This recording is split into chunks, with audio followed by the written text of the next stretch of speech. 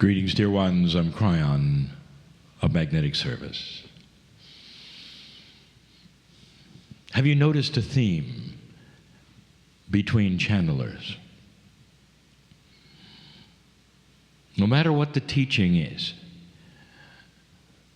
there's always love. And the channeler will represent whatever entity, whatever force, whatever beautiful thing.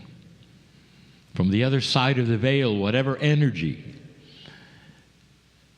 And they will always say that they love you. This is the staple, dear ones, of knowing that you are listening to messages that are accurate and true, pure, benevolent, that there is great love for you from that source which you call the Creator. There are things that you do not understand that would be eye-rolling to so many. And they come with that which you call the creation story. The creation story of the planet is one of the most loving stories that can be told. If you saw it the right way, if you knew what really happened, over a period of time, how humans were given free choice and actually implanted with a soul. The soul that they were implanted with is different from a soul perhaps of an animal. It's a soul that is allied with the Creator. It's a soul that can advance itself and eventually evolve to be even ascended. It's different. It's beautiful. Not all life forms in this galaxy have that ability. This one does. And in that soul implantation, in that time when you were given the 23 pairs of chromosomes instead of 24 that all the other animals have, in that time, there was other things that took place. And this is not always given to you. But today I want to remind you of it because we are on a subject that talks about the elements of the spark. And if this is the first time you've heard that, it is the associated energies that go along with an expanded realization of God inside. What would those be? At the same time, dear ones, that the creation story was happening on this planet 200,000 years ago, you have to understand that other things also had to occur. How is it that this planet is so responsive to you? What about all those grids you've heard about? Some invisible, some are scientific, and some are metaphysical. What about those? You might say, did they all exist before the creation story? And the answer is no. We have told you before that some were baked into the planet. That means to say they grew with the planet. And some did not. Some were given to you later. And I want to talk about one in particular. The one that is an attribute of the spark. That is to say, that belongs to an awakening human being. It's the one that was seen by the indigenous first. And it's called the Gaia Grid. Perhaps the Gaia Grid is the most misunderstood one. When you talk about the grids of the planet, there's always the most popular, the magnetic and the crystalline, but the Gaia, what is it? What kind of energies are there? I want you to take a look at this for a moment in a sacred way, because implanted into the planet was the partnership that you would require to live here. And that partnership is a partnering with sacredness. Any indigenous listening to this right now will know exactly where I'm going. In the past, dear ones, before civilization became more modern as it is today before your cities, for thousands of years, those who lived on the planet, who understood who they were, who saw the Creator in all things, all of those would say there is no difference between the stars, the dirt of the earth, and the trees, and the souls of humanity. That they were all allied in such a way that one could not possibly exist without the other. And that is why in all of the indigenous stories, in their chants and their songs, they relate to Gaia. Those energies of the planet, and there are so many of them, that were created as partners for you. There is so much in the Gaia Grid that is filled with life. Life that is multidimensional, dear ones, not the animals. The animals like you live upon the planet and enjoy the grid, but they were also here before it was placed.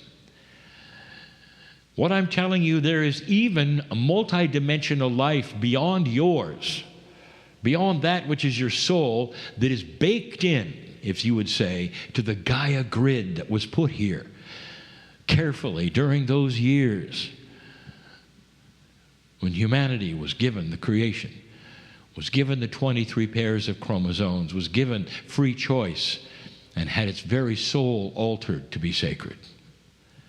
All part of that which you would call the setup. Today, in this, a modern place, you would think the Gaia Grid has been sublimated. That is to say, it's less than. Now you don't need it as much. And that is a perception. That's a perception based upon your schedules, your lives, what you've been told is important, and also, of course, those organizations that are spiritual in your civilization that don't even talk about it.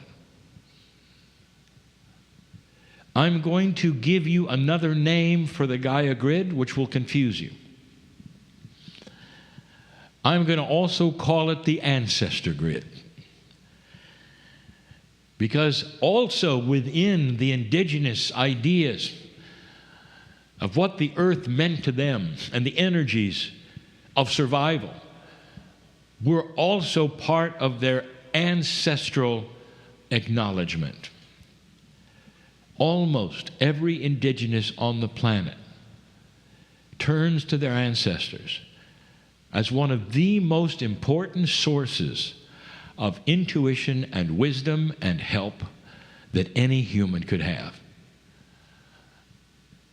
Now let me ask you, enlightened one who sits here or listens, tell me all about your ancestors. And you're going to draw a blank. Unless you have an indigenous lineage, you're going to draw a blank. Where has that gone? What has happened to the Gaia Grid? What is the ancestor grid anymore? And so let's start to look at this and tell you it is alive and well, and it is precious, and it is beautiful, and it's still your partner. And you have ancestors.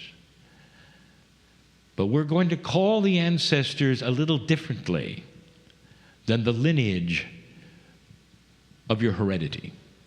And we'll do it in a moment. But let's talk about that which is the Gaia energy. I've told you before that my partner is not sensitive to outside energies. He could not be and still channel me. He has to be focused on the energy that he understands. There are no distractions. There are no distractions from any other place for him. This is where he belongs, sitting in a chair, focused, so that the purity and the truth of these messages can ring true. And yet, we let him see something so he would understand part of what his teaching was about. We've said this before, for he was in a place called Tasmania, in one of those awesome rainforest areas where everything is a green that goes beyond green, where the oxygen is rich, and where you feel like you are born yet that morning. It is so special as you walk and you watch the forest. And in that place, he saw that which you would call a diva. Now, you can call it whatever you want to, and you can give it names, but this is multidimensional life in Gaia. It's the life force of the forests, of the plants, of the dirt, of the trees, of the air. And quite often it will come together in a confluence of energies and show itself in all of its light and beauty and color.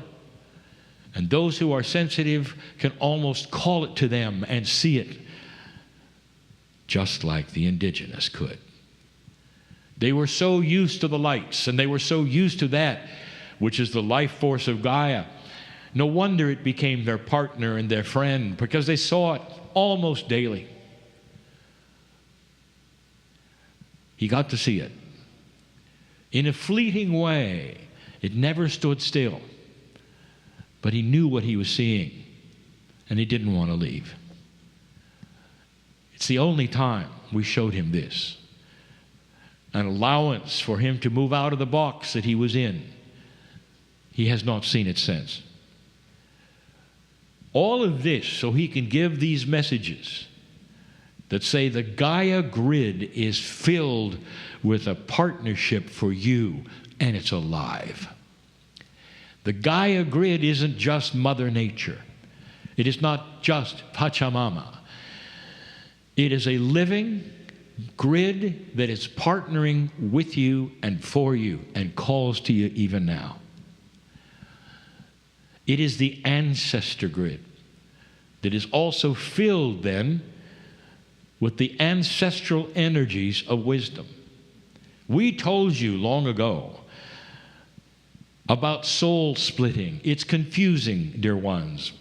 But let's simplify it. When you leave this planet, a piece of you stays. And it stays in several places, and one of them is the Gaia Grid. That's the ancestral part of the Gaia Grid. And the indigenous knew this and felt it and called upon their ancestors in the same way they would call upon the energies of the grid, of the nature that they lived within. For their roof was the sky, and their walls were the mountains. And it was far easier for them to see the connection and work with the connection. Far easier than you can today. You're not even told about the connection. You're not even told about the connection in the most sacred places you visit, that you call your organizations which are spiritual. Almost none of them even acknowledge that it's there. So perhaps it's time to start a process of awareness. And here is the teaching.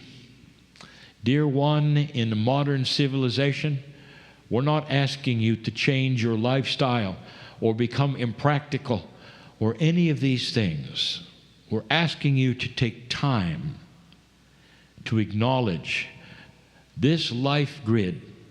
Some of you are able to get away into the forests, into the areas which are so beautiful, with the lakes and the trees, and sit for a moment or two and soak in the life force of your partner. Some of you can, some of you can't. And for those who cannot, it is still there. Even though you may not be able to hug the tree, you can ask the tree to hug you. For the Gaia Grid knows your name. It is your partner on this planet. It helps you to exist. It works with the crystalline grid, the magnetic grid, all of those for your life force as well. You can sit even in the middle of the city and surround yourself as though you could see the stars like the ancestors could, and the mountains so pristine like they could. You can imagine yourself in the lake, in the river. And in that imagination and in that intuition, it will come to you in such a way as it does with the indigenous who have the same issues of living in a modern society and can't get away. They'll create their Gaia as they walk around. Ask them how they do it. It never leaves their consciousness. And we're asking you to include it in yours, to make it a staple of your meditation. The ancestors, oh, this gets good. So many of you in the societies of today, in the amalgamation of heredity, have no pure lineage any longer. And it's difficult for you then to call upon the ancestors, even though there would be perhaps a few in that soup we call the Gaia Grid. Instead, I'm going to remind you of something. You have a lineage which we're going to call Akashic. How many lives have you lived on the planet? I am sitting in front of an elite group of old souls, and I will tell you, some of you number into the thousands. You carry these lifetime existences with you in your Akash. The earth knows them, you know them, and the energies of all of them have imprinted themselves on the Gaia Grid and on the Crystalline Grid. Pieces and parts of all of them are still here. Dear ones, that is your ancestry. If you don't have a pure ancestry, that's the one to pull upon. The ones that shared your soul over and over and over have pieces and parts of them still here. Is that too strange for you? That means you can call upon the wisdom of you, having lived lifetime after lifetime after lifetime, learned and learned and learned. And you did it in the same time frame as the ancestors of the old, of the indigenous. You're not any younger than they are. But you don't have that chemistry that is pure, but you have the Akashic, which is. There are your ancestors. I'm hearing some of them now. Some of them play the banjo, I believe.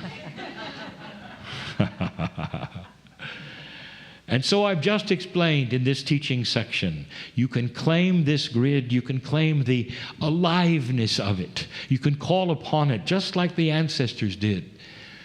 Because in this energy, all these things are available to you.